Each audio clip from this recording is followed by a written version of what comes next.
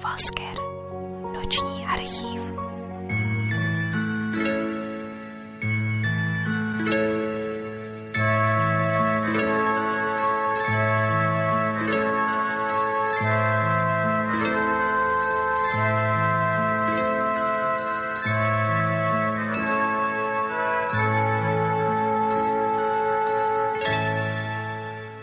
Za 9 horami, kde aj malý vtáčik dokáže zmeniť svet.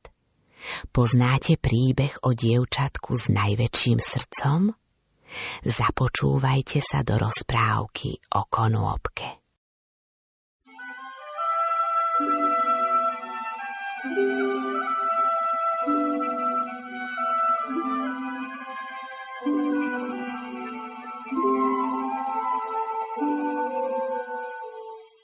Kedysi dávno slúžil na panskom dvore tkáč Krištof. Aj tam zošedivel a zostarol. A keď už nebol súci preberať pod nožami a hybko prehadzovať člnok, vyhodili ho neboráka za bránu iba tak s prázdnymi rukami a v jednej chatrnej košeli. Ide si on šírim poľom a nevie, kam by hlavu sklonil. A tu jedného dňa príde k opustenej kolibe. Nuž čo, pomyslel si, aj toto je lepšie ako nič. Za kolibou hora a v hore vždy nájde čo to pod zub. Hnevalo ho len vysoké bodľačie, čo rástlo obďaleč koliby. V kolibe na polici našiel starú slamienku a začal ju vytriasať. Vypadlo z nej jedno konopné semiačko. Už ho aj vložil medzi zuby, že ho rozhryzie, ale potom si to rozmyslel. A tak semiačko zasadil a tešil sa z konôpky, čo mu vyrastala. Raz z nej bude mať konopné pole a natká plátna pre seba i pre druhých. Keď mu konôpka bola po členky, mal už prihotovenú trlicu, keď mu bola pokolená, vystruhal praslicu i vreteno a keď mu podrástla vyše pása, hotová už krosná. Lenže stalo sa niečo celkom iné. Keď mu konôpka vyrástla po plecia a púšťala sa do kvetu. Hej! Kto tu býva? Kde ste kto? Ľudia! No už aj sa dostavte, ak nechcete zle pochodiť. Čože sa robí, že takým krikom ideš na ľudí? Ticho, starý. Ja som panský vyberač daní. Do všetkého, čo máš, si povinný odovzdať štvrtinu pánovi. Ale ja nič nemám. Iba túto jediná konôpka, čo mi patrí. Konôpka, vravíš.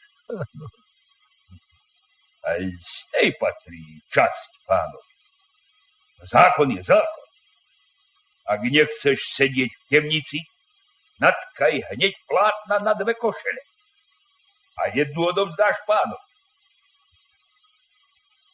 Na 2. Počuješ? Ale veď si vravel, že vyberáš štvrtinu. Lenže z košele sa nedá vziať čas. Musíš dať celú. A kedyže to?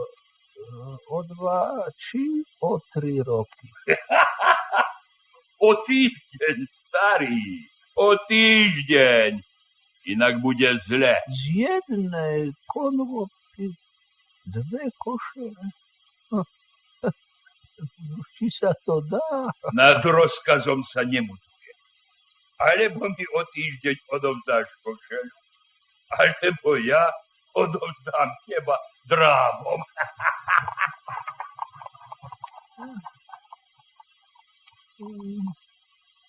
Konôpka moja, na čo som ťa ja len sadil?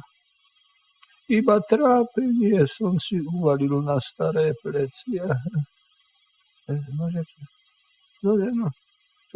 Čo tak opúšťaš listy a celá sa trasieš? Donesiem ti vodičky, nedám ti zahynúť, čo aj nebudem mať z teba ani osohu, ani radosť.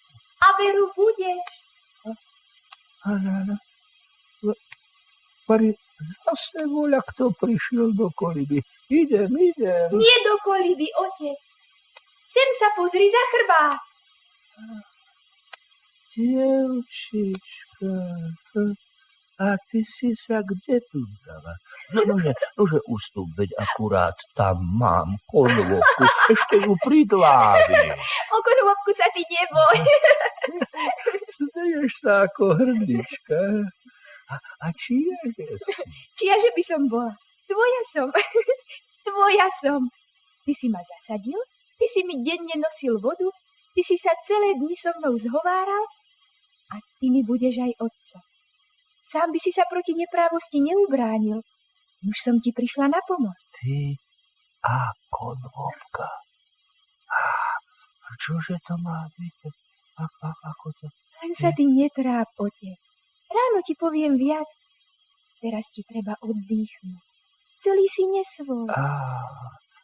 Akože ťa volať, dievčička? Tak ako doteraz. Konvovko.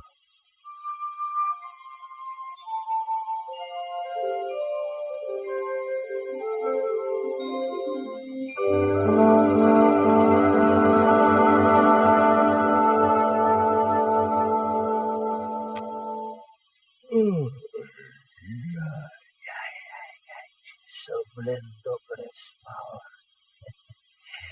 Rána do samého bieleho rána. Čože je to? Koliba, ale aká vyumývaná, ani palota. Konvovka! Dcerenka moja! Dobré ráno, otec. No, či sa ti páči stará koliba? Ako si to len stihla všetko porobiť? Nuž stihla, otec môj. Konopa sa odjak živa držala chudobných ľudí a ty si s robotou vždy vedeli rady. Mala som sa kde priučiť. Nože sa hore, otec, musíš mi prihotoviť trlicu, praslicu a prosná. To je už dávno pochystané, dievočka. A čože chceš priasť? Čože tkať, keď už nemáme ani tú jedinú konvovku? Bude čo, o to sa ty neboj.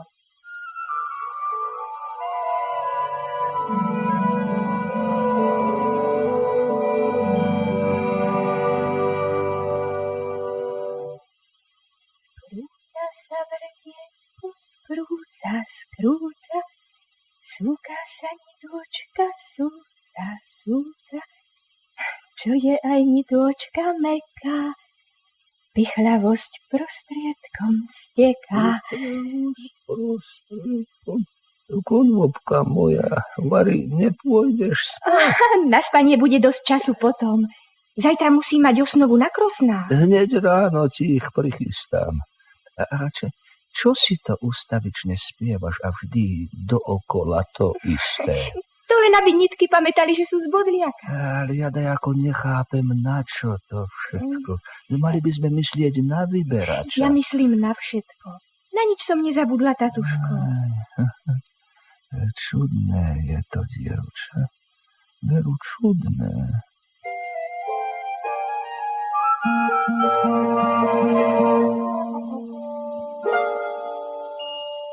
Vyzerá krásne.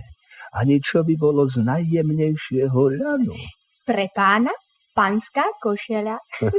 Zajtra plátno postrihám a začnem šiť. V sobotu bude košeľa pripravená.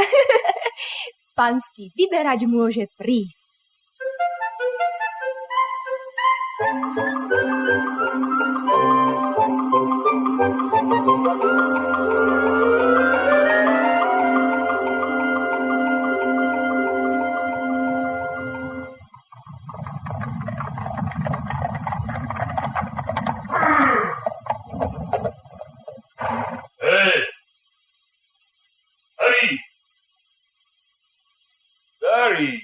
Aha, vidím, že si konopu vytrhol, či z nej bolo veľa plátna. Dosť na pánsku košeľu. Tak sem s ňou. Za mnou idú dráby. Nejakým fíglom sa nevykrúca. Netreba sa mi vykrúcať, košeľa je hotová. To som naozaj zvedavý. Aká? Tu je, pane, čo konvopka dala. Podaj. No ale toto... Veď je to košeľa súdca i pre samého kráľa. A kde si ju vzal, starý komu? Priznaj sa. Pozri sa do koliby, tam ešte stoja krosná, na ktorých moja dcéra tkala plátno a na stole je ešte ihla a nite, ktorými košeľu šila. Ty máš dcéru. Ako to, že ju nepoznám? No i hneď ju priveď. Zatiaľ si vyskúšam košeľu, či jej nič nechýba.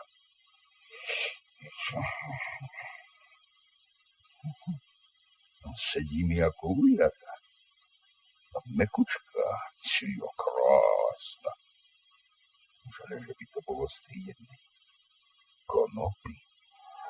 Dobrý deň, pane. Pozrime sa, aká krásavica.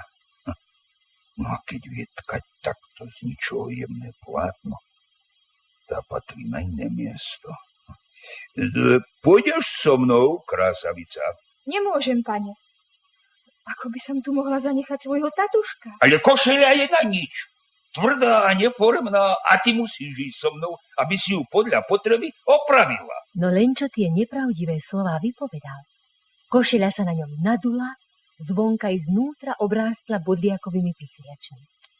Naľakaný vyberač vypleštil oči a začal jačať, ako by ho z kože drali. Vybehol z koliby starý Krištof a div od údivu neskameňal.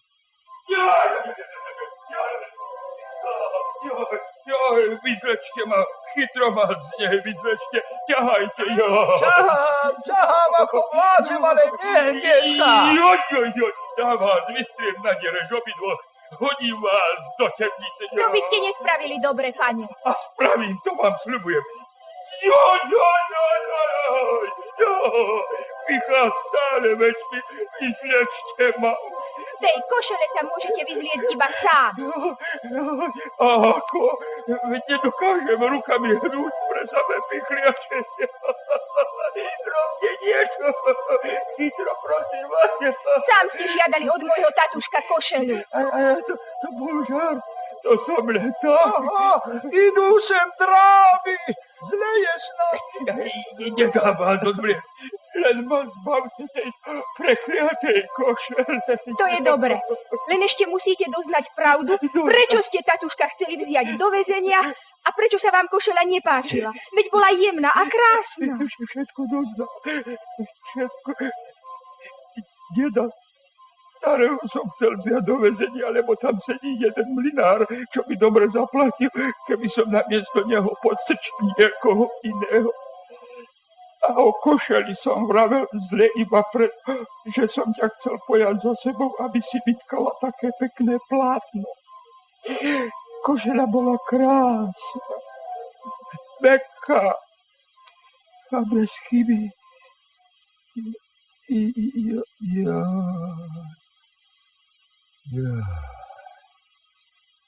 Aká slasť. Už to prestalo. Už ju môžem vyzrieť. Nate, berte si ho. Nechcem to pľuhavstvo ani vidieť. A teraz mi povedzte, čo sú to za čary. A viac ma tu neuvidíte. Nijaké čary. Košeľa je utkaná z vlákien bodliaka, pretože sme konope ani ľan nemali. A toto, čo sa stalo vám, by sa iste stalo aj inému, kto by v tej košeli klamal. To znamená, že vtedy, keď ju má oblečenú, to nie je zlá vec. Dajte ju sem. Beriem ju. Ale veď si povedal... Už aj mi ju podaj, inak ju prídeš kolenačky ponúkať. Chytro ti otrnulo. Ber si ju. Z toho už len zbohatneš. A veru zbohatnem, starý. A ešte ako zbohatnem. A potom si prídem aj po tvoju dievku, lebo budem takých košiel potrebovať viac.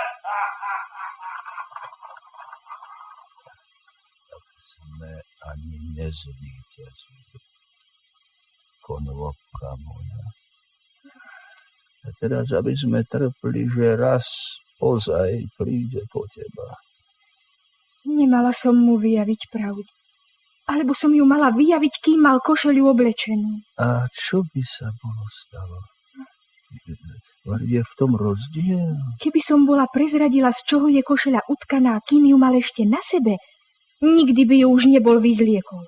Naveky by ho pichala ako zlé svedomie. Netráp sa, dcérka. Každé zlo sa potrestá samo. Kto vie, tatuško, ale ja nebudem mať pokoje.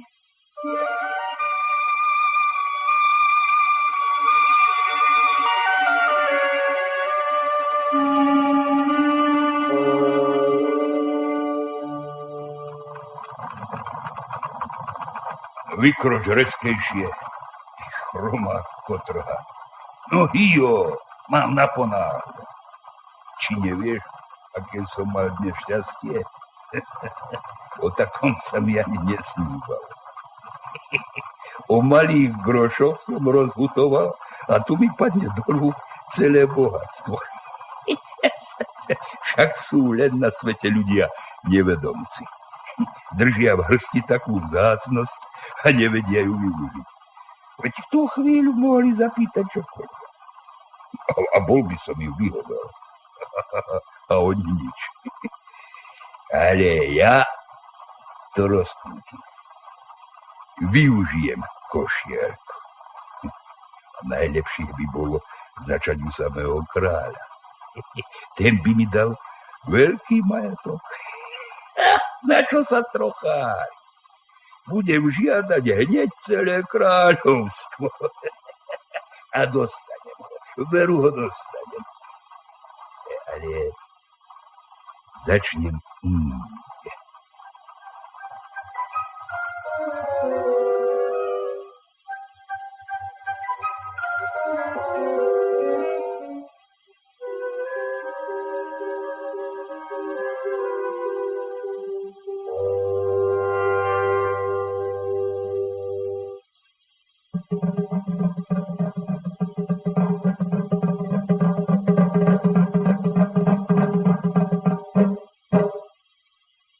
Všetkým ľuďom poddaným na znám ostáva, že sa dnešného dňa dostavím do obce vyberať kešmi a nariaduje, aby každý odovzdal rovnú štvrtinu z úrody i dobytka. Zase, nedávno brali. Akože to? Veď sme na tento rok už odovzdali. Sám kráľ tak rozkázal. Čo sa to robí? Ani pre deti nám nezostane. Vraj štvrtinu, veď to nikdy nebolo. Ľudia, nič nedávajte. To je také klamstvo. Pôjdem do kráľovského mesta a prezviem sa, či je to naozaj tak. Hej! Ty tam! Čo sa tak roztrahuješ? Poď. No ty. Mladý v tej roztrhanej košeli. Ak sa ti nepáči moja košeľa, podaruj mi lepšiu. Veď to práve chcem. Viem, že ste v Lani museli odovzdať viac vlád, tak to sa. No nás, poď tu, a oblec si to pás. Ale... A to už za čo? Krásna košeľa. Hej, Sámko, môžeš sa mne aj oženiť? Sámko, veľmi dávajú. No tak daj. Aspoň nepôjdem do mesta ako opršaná jabloň. No vidíš, ako ti suší? Hneď je z teba iný chlap. No a teraz po dobrom. Ako ja tebe, tak ty mne. Nože mi povedz poklad. Koľko máte ešte doma žita? Koľko prastiec? Menej, pánuvoj, ako by sme potrebovali na živobytie. Na to nie som zvedavý. Vrav, koľko vriec. vrecko raže a za Americu žita. Jaj, čože sa to v tej košeli robí? Ani čo by v nej ožívalo 1000 šidiel. Jaj, ľudia, pomáhajte. Nevidíte, čo sa so mnou robí? Pozrite, vidíte sami pobliak. A aké píkliačisko. Pomáhajte, ľudia, poďte. No, nedá sa. Vidíš? Teraz si sa chytil do vlastného klamstva. Nechajte ľudí. Iba ja viem, ako vlastne. A toto sa stane každému, kto by mňa chcel oklamať. A teraz bežte a noste všetko, ako som rozkázal. Toto sú také čary ľudia, poďme. Nosiť! Vidíš? Vidíš, ako poslúchaj? Vidím. Takže ti už netreba chodiť do mesta. Čo žiadaš? Aby si ma vyslobodil z tejto pichľaviny. Nie. Hneď sa s tebou vysporiadam. Len si ešte trocha odstav. Hrdý mládenec. Vyroň sa. No Poprosím. Iba ja viem, ako na to. A musí sa mi každý podrobiť. I sám kráľ.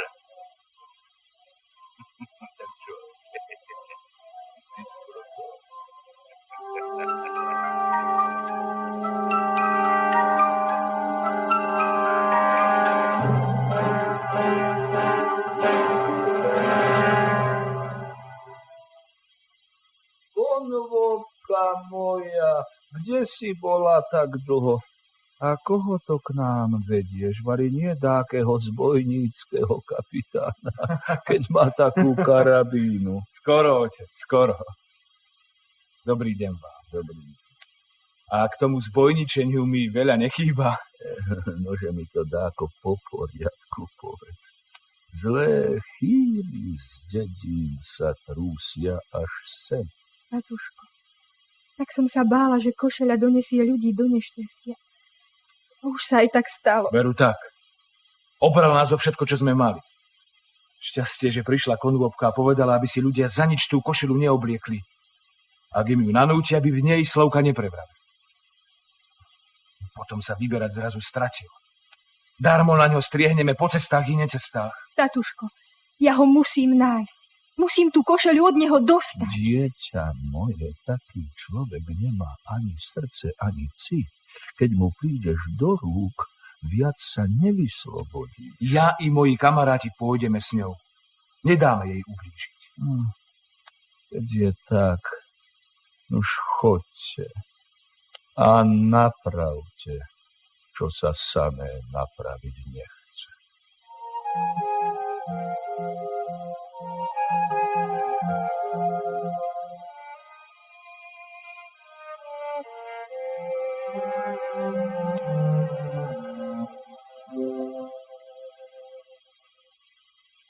Vidí sa mi, že kráľovská jasnosť vôbec nepočúva. Pozri sa, Racabu. Taká prekrásna je tá záľa. Tu by človek mal rozmýšľať o inom a nie o vladárskych povinnostiach. Môžem prestať, ak si to jasnosť želá. Nie. Len pokračujme. Tak ty si myslíš, že by som tých ľudí mal prijať? Čakajú už 10 dní. A nie sú to len ľudia z detí, ale aj kupci a hradní páni, obratí do poslednej zlatky. Lenže, ako im už teraz pomôžem, keď vravíš, že sa ten klamár stratí? Ešte si to rozmyslím. Čo mám ďalej? Do mesta prišiel neznámy veľmož a chcel by sa ti pokloniť. Musí byť veľmi bohatý. Poslal veľa vzácnych darov. Medzi nimi aj jednu celkom obyčajnú košelu. Síce jemnú, ale bez čipky a bez ozdoby. Košelu? Kráľovi košelu? Sám som ju prijímal a tiež som sa čudoval. Ale on si na nej najviac zakladal. vraj ju oceníš až potom, keď si ju oblečieš. Pretože také pocity, ako budeš mať v nej, si vraj ešte nepoznal. No, iný kraj, iný mrav. Vravel, že je zďaľka. Znie to veľmi tajomné. Pripravte mi ju zajtra na oblečenie. Postojme. Pozri, radca môj, taká zvláštna, neznáma rastlina. Či nie je tu medzi mužkami. Taká výška. Privoňaj. Privoňaj. Nie je to zaujímavá vôňa? Čo je to? Ak sa nemýlim, tak by to mala byť celkom obyčajná konopa. Ale kde by sa tá vzala v kráľovskej záhrade? Včera tu predsa nebola. A cez noc nemohla narásť do takej veľkosti. Máš pravdu. Naozaj tu nebola. Presne sa pamätám, že som sa díval na tieto mužka. Zavolaj záhradníka. Možno zasadil niečo nové, cudzokrajné. A ja som zvedavý, čo to je. Ako rozkážeš, veličenstvo.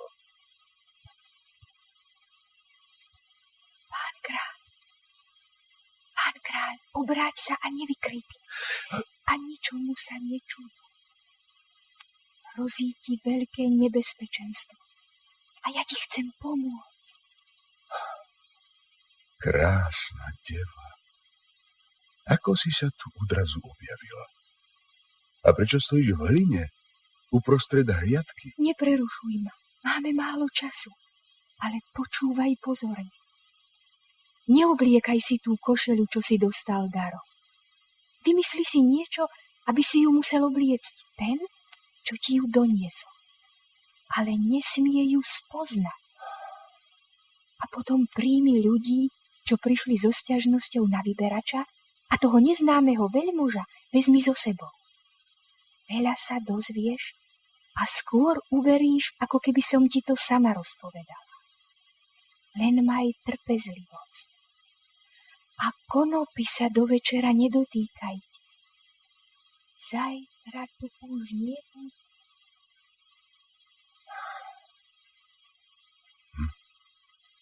Bola to pravda? Či sa mi to iba marilo? Rastlina stojí ako predtým. Záhradník. Záhradník! Záhradník! Záhradník príde hneď, veličenstvo. Už bežali po ňoho. Prečo si tak predvieraš oči? Iste ťa dráždi vôňa tej konopy. Môžem ju sám vytrhnúť. Nie! Nie. A rozkáž aj záhradníkovi, aby sa konopy nikto nedotkol. Ešte dnes sa prídem na ňu pozrieť. Ako rozkážeš? Radca, rozhodol som sa, že zajtra príjmem toho neznámeho veľmuža i ľudí, čo čakajú. Ako rozkážeš? A ešte niečo. Košeľu, čo si spomínal, daj zaraz bohato vyzdobiť čipkami a zlatými výšivkami. A sám ju dones. Aby ju komorníci nevymenili,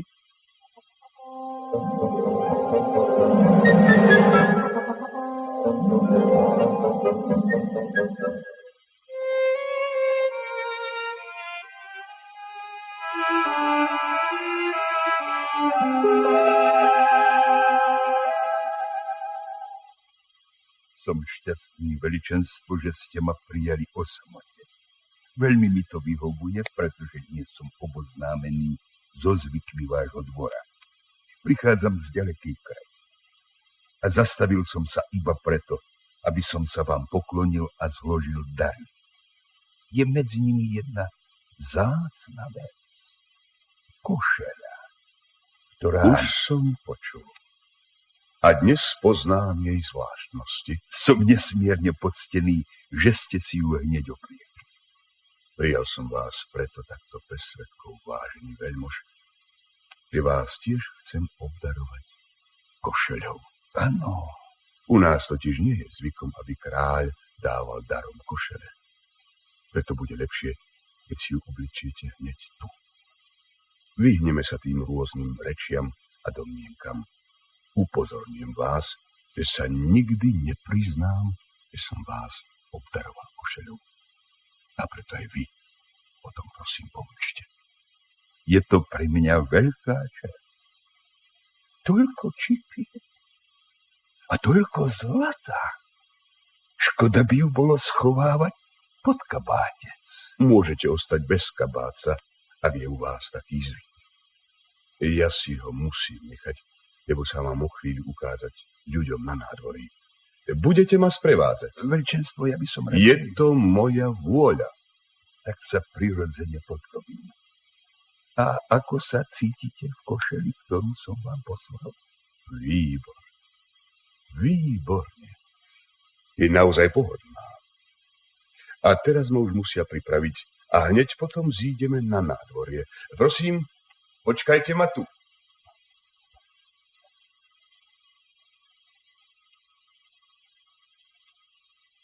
Že by ani raz neklamal. Škoda. Mohli sme to mať už za sebou. A na nádvorí som sa už mohol ukázať ako kráľ. No, veď sa on chytí.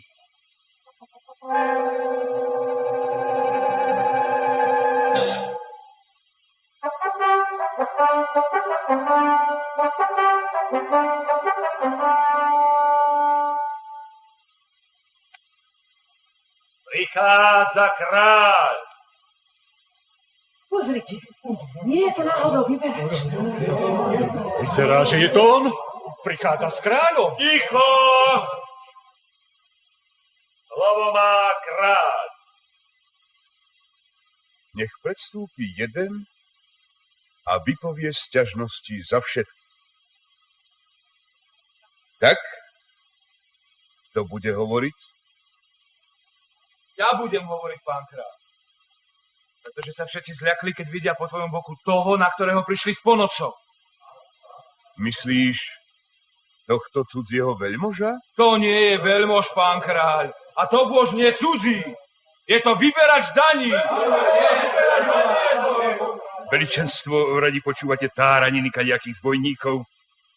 A to je nepobudí ľudí, ako je áno oblasti podriakom.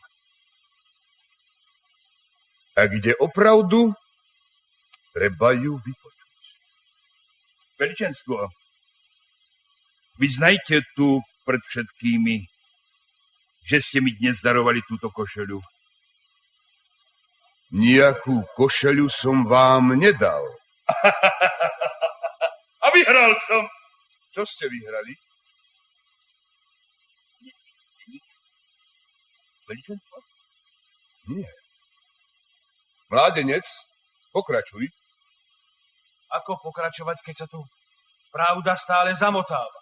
Sám sa spýtajte, pán kráľ, tam toho vedľa seba, či je alebo nie je vyberačom daní. Potom budem pokračovať. Nože veľmož, je na čase vysvetliť, čo žiadajú.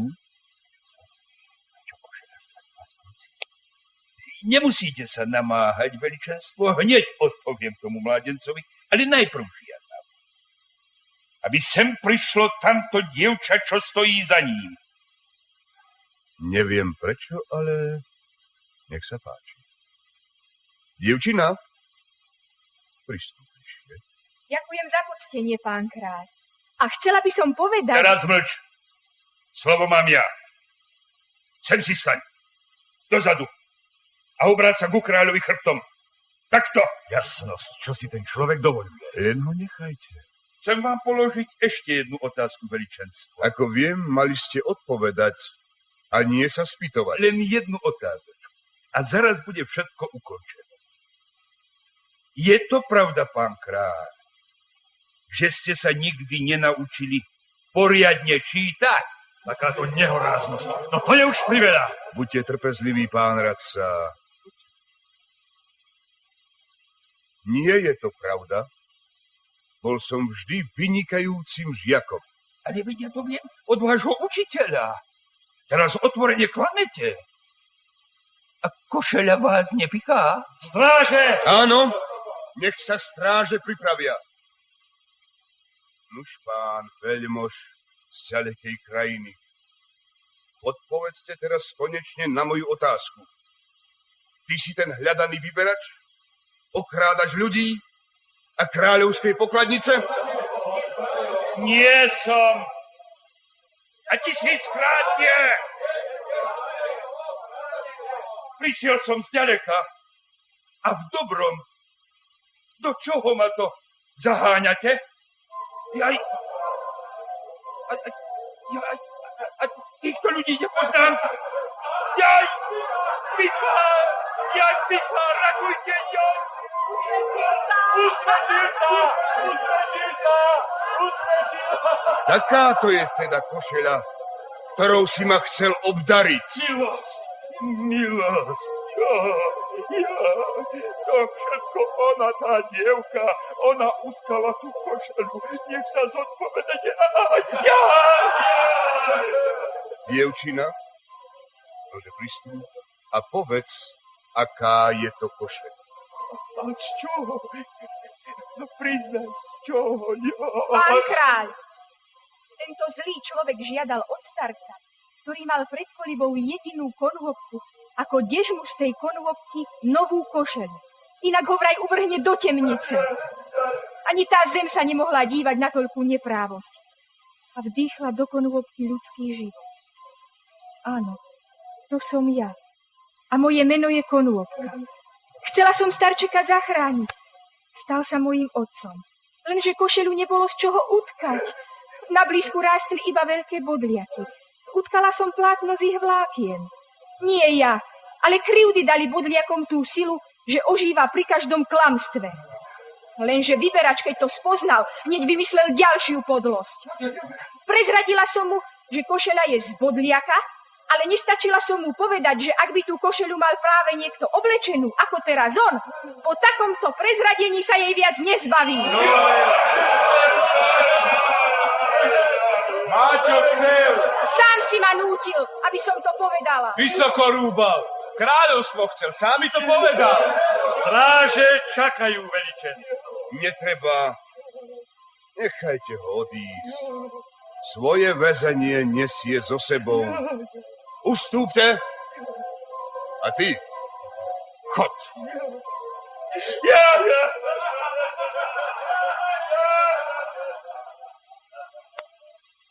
A tebe, Konôbka, by som sa chcel odmeniť za službu.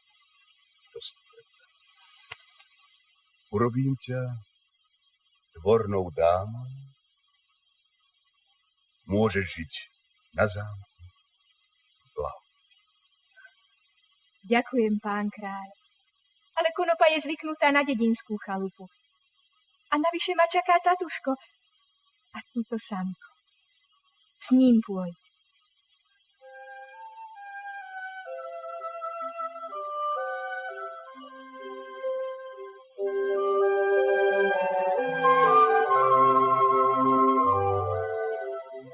A tak sa z nádvoria rozchádzali ľudia veselí. Zbavili sa nenásytného vyberača, ktorého na ceste svetom zjedal pichľavý trest i ľudské opovrhnutie. A tak sa vláčil poza humná a v jeho šľapajách rástol bodliak.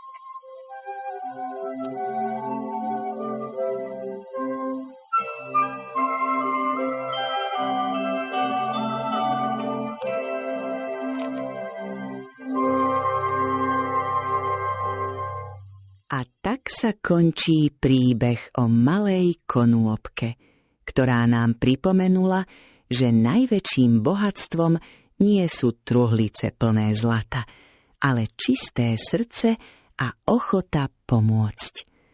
Ako sa hovorí v samotnej rozprávke, dobré srdce aj v tme svieti a žiadna chudoba ho nezlomí. Ak sa vám toto nadčasové rozprávanie páčilo, kliknite na tlačidlo odoberať. Zapnite si zvonček a zdieľajte rozprávku so svojimi blízkymi. Čaká na vás množstvo ďalších nezabudnutelných príbehov. Účinkovali rozprávačka Zdena Grúberová, starec Krištof Július Pántik, konôpka Táňa Hrivnáková, vyberač Gustav Valach, samko Vladimír Durdik mladší, kráľ Leopold Haverl, radca Ivan Krivosudský, bubeník Štefan Figura, muž Gustav Legéň, žena Darina Vašíčková, dramaturgia Emília Drugová, hudobná dramaturgia Miroslav Nemec, majster zvuku Zuzana Kubíková, technická spolupráca Mária Vrancová, réžia Viera Vejdlerová. Hra bola natočená v roku 1978. Ďakujeme za počúvanie a tešíme sa na vás pri ďalšej rozprávke.